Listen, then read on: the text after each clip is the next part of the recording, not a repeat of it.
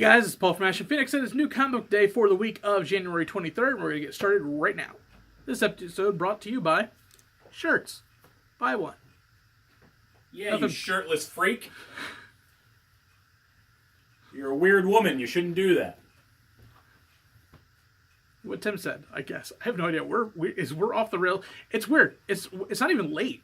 We're just loopy today. You're a weird woman doing that no shirt thing in public. So I guess we'll get started now. Weirdo. Hey guys, Tim from Capes and Scowls and the comic book store, as I always am, and I'm going to tell you about some trades, because that's what I always do. We've got Lobo, Volume 2. This is the old school Lobo stuff by Keith Giffen and Alan Grant. It's Volume 2, the second one to come out so far of that run. We've got Metal. Metal. Sorry. We've got Ben Reilly, Scarlet Spider. Some reason it's up to 5 volumes, Paul. Proxima Centauri. That's a really cool looking book. We've got Coyotes, which is pretty cool. We got some overrun there. Coyotes is a cool book. I read it #1. I was supposed to talk to Sean Lewis. I got to get on that. We've got Extermination. This is an X-Men book about X-Men. We've got Black Panther in Spurs. It's Volume 6. I'm glad they didn't make it a new #1, because this started with a new #1, because the cover looks very similar to the other Black Panther #1. We've got Exo Manowar, Volume 6. This has been chugging along rather steadily. We've got The Problem of Susan and Other Stories. This is some weird Neil Gaiman hardcover. If you like Neil Gaiman, you have to have this. It's required. It's required by Neil Gaiman. You have to buy it. He's got some fanatical fans, I tell you. That's probably fine. It's probably a creepy book like all his other books. But most importantly, oh my god, we have Battle Pug. This is amazing if you've never read it. It's quite heavy. I bet you could kill a man with it, Paul. I know you love it every time I say it. You might even be able to kill a pug. I don't know why you would. How would you kill a pug?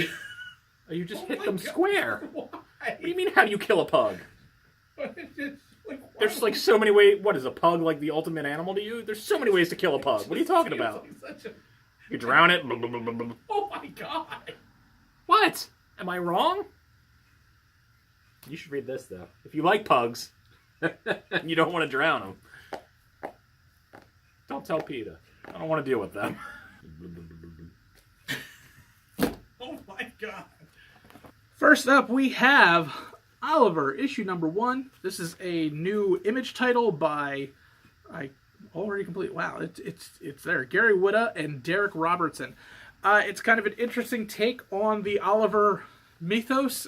We are in a post-apocalyptic England, where a group of clones live, because the air is so irradiated that those are the only ones that can survive.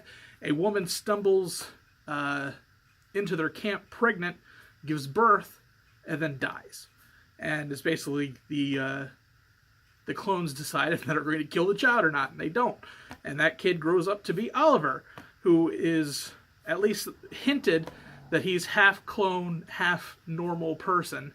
And it just kind of goes from there. It's an interesting book. I mean, if you're an Oliver fan, if you're an Oliver Twist fan, or if you've Oliver and Company or any of the Olivers that you've seen, you'll at least hear some names that are kind of the same.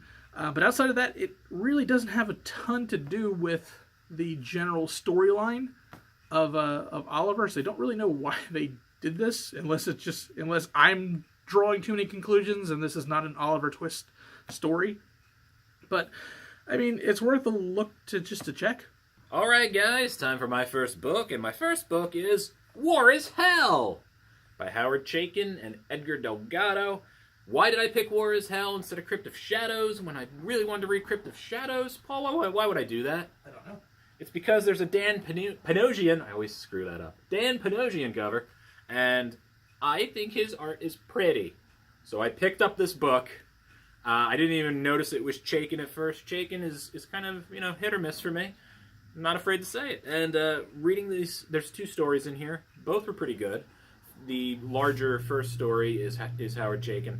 It is a 1940s World War story, focusing on a Nazi bomber who, as the war progresses, is having a bit of issues. He is madly in love with jazz music, which is totally not allowed by the Third Reich.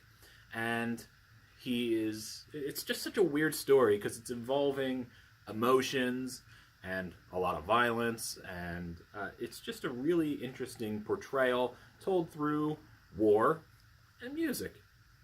The second story is really kind of haunting. The art is really graphic, by Alberto Albuquerque. And, hold on, we'll get there. Vamp. Do-do-do-do-do. Do-do-do-do-do. And Philip Kennedy Johnson is your writer. Really dark story. It's a modern war story about a demonic kind of a legend, a local legend of a demonic entity that possesses people during war. Really just gruesome violence here.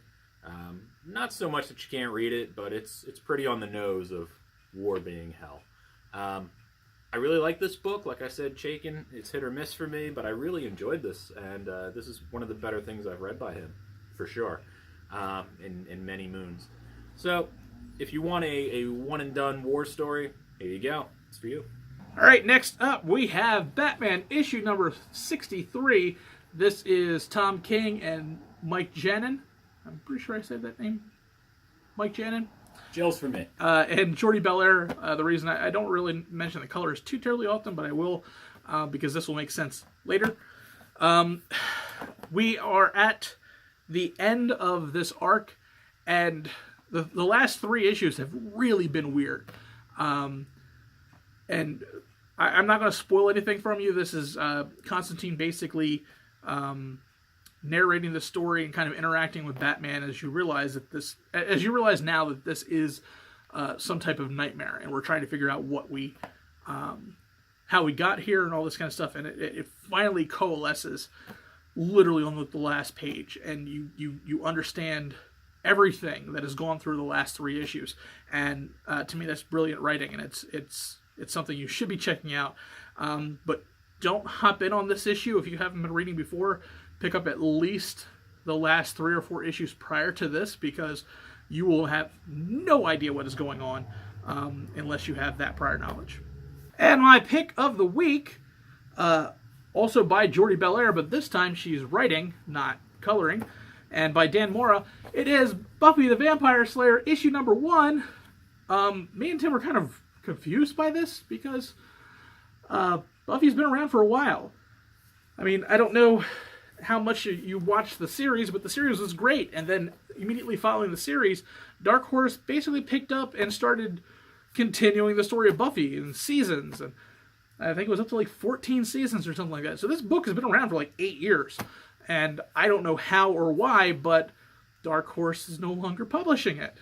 Boom is. And because Boom is not Dark Horse, I guess they can't use any of that mythos to do that. So this is a hard reboot of the Buffy storyline, and we are taking this all the way back to her first days at Sunnydale.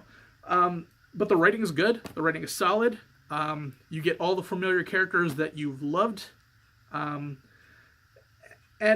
it's not told in the exact same way. Some of the things that you would have learned years into the storyline are happening immediately. So it's not. There's more than enough here if you're a fan of the series to get your jollies on. It's just a weird thing to say. Bearings. Get your bearings. But there's enough new here to be worth it if you are completely familiar with the series. It was awesome. I liked it, and you should definitely check that one out, especially if you're a Buffy fan. If you're a Buffy fan, this is a perfect way to hop back into the series because, like I said, this is a hard restart to this story.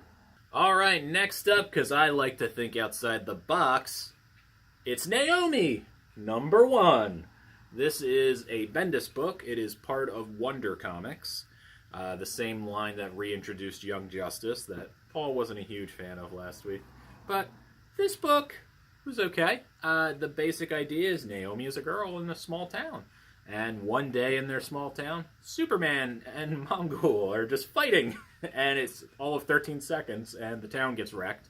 But it's this tiny little town. It's just kids being kids. I was surprised how well they wrote young people, because Bendis is not a young person. It felt like I was listening to my kids ramble, so good on you for that. Basically, she's trying to figure out how the news is not really covering that Superman was in their town. How often is he all these other places? He does eventually come back and help clean up, which was nice. And she discovers that this is not the first time a superheroic incident occurred in their town. Nobody wants to tell her anything about it. Nobody seems to believe her. They think it's an urban legend or a weather balloon or something. And she slowly starts to unravel that that's probably not the case. It's not for everybody, but it wasn't terrible. So I think maybe check this out and decide if it's for you. All right, people. It's time for my pick of the week. And my pick of the week is Guardians of the Galaxy #1. What? So, having read all of Infinity Wars and being less than thrilled with how it ended, basically what this is Eros, or Star Fox, gathering a bunch of heroes together in a room to talk about Thanos' death. His body is there, minus his head, which is AWOL, and they are trying to figure out what they're going to do. He plays a message which you feel is the last testament of Thanos, this big hologram thing. It is not. He says, even in death, I don't lose. I have found a way to reincarnate my consciousness, upload it into somebody else. Somebody else will become Thanos. Okay, so they are amassed because, unlike the Avengers, they don't mind having to get their hands dirty. It's a who's who of the cosmic characters, the Cosmic Ghost Rider, Beta Ray Bill, Silver Surfer, Moondragon, a bunch of characters. It was a good mix. Things go quite crazy, and I don't want to give too much away, but somehow this becomes your Guardians team. And I actually really enjoyed how that happened to be. It's not your typical Guardians book as far as core members of Guardians. You got Groot and Star-Lord. The others are not there. Drax is presumed dead. Gamora is villain-ish. And they don't talk about Rocket. I was shocked at how good this was and how much I enjoyed it. I wasn't expecting anything because it's Marvel and a new #1, and that happens quite a bit. But I enjoyed it, and I recommend you get it. It's Donny Cates, who is amazing. He's been amazing since he did God Country. That's when he got on my radar. Jeff Shaw, also really good. So check out this team. Check out at least a few issues of this, because I was happily surprised. Alright, that's the end of the video. Thank you everybody who watches. Thank you everybody who comments. Thank you everybody who thinks we're just terrible people. I would like to reiterate that I don't really want to murder pugs. I'm fairly impartial to them. I would probably pull one out of like a pool or something if it was drowning. Probably. And yeah, they're alright. Whatever. I don't know, you don't like pugs. Look at yourself before you judge me. You don't care about pugs. Specifically pugs. All the other dogs, you're like, yeah, but pugs, who cares? And that's on you.